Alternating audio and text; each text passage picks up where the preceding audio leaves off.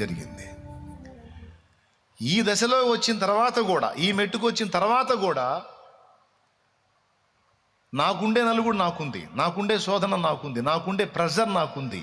ఎందుకు దేవా అంటే ఆయన చెప్పే సమాధానం ఒకటే, నేను అన్నీ నీ మంచిగా చేస్తానని తెలుసు కదా.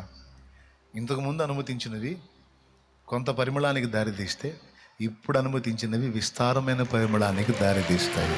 డోంట్ వరీ, నన్ను నమ్ము, అంతే. నన్ను నమ్ము, రిలాక్స్గా ఉండు. నన్ను నమ్ము, నా మీద అనుకో, రిలాక్స్గా ఉండు, నేను చూసుకుంటా. తట్టుకోలేని దేవా అని నేను అన్నాను. ఎందుకంటే తట్టుకోలేనంత ఆయన నాకు ఇవ్వడు. ఏదన్నా బరువు వేశాడు అంటే దాన్ని మోసే సామర్థ్యం నాకు ఇచ్చాడని నోరు మూసుకొని సహించాల్సిందే తప్ప తట్టుకోలేకపోతున్నాను దేవా అనే డైలాగ్ నేను వేయను. దేవుని స్తోత్రం, హల్లెలూయా. నాకు ఈ బరువు వేసావంటే నన్ను నమ్మావు, నీకు స్తోత్రం, హల్లెలూయా. ఇచ్చాడు, అంతే. బిడ్డలారా, గుర్తించారు కదా దేవుని 3 సంగతులు. 1, నీ భవిష్యత్తును ఆయన ఎరుగున్నాడు.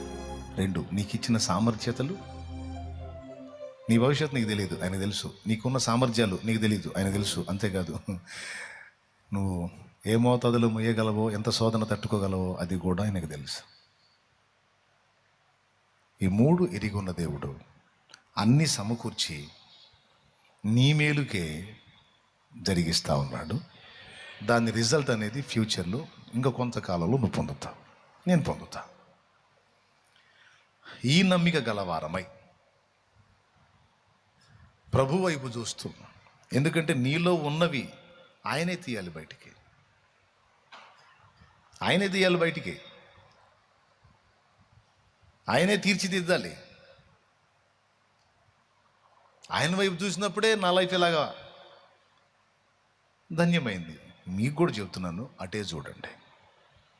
ఖచ్చితంగా ఆయన ప్రమేయం ఉంది నీ లైఫ్లో, ఆయన జోక్యం ఉంది నీ జీవితంలో. ఇప్పటివరకు ఎదురైనవన్నీ కూడా ఆయనకు తెలియకుండా జరగలేదు, మొత్తం తెలుసు, అన్నీ చూస్తున్నాడు.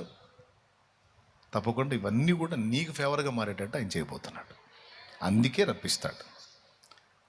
ఓకే, అర్థమైంది కదా.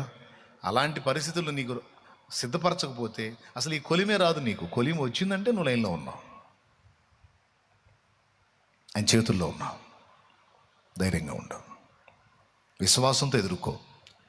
మళ్ళీ చెప్పండి, నోరు తెరిచి అందరు చెప్పండి, నీకు అనుమతించబడిన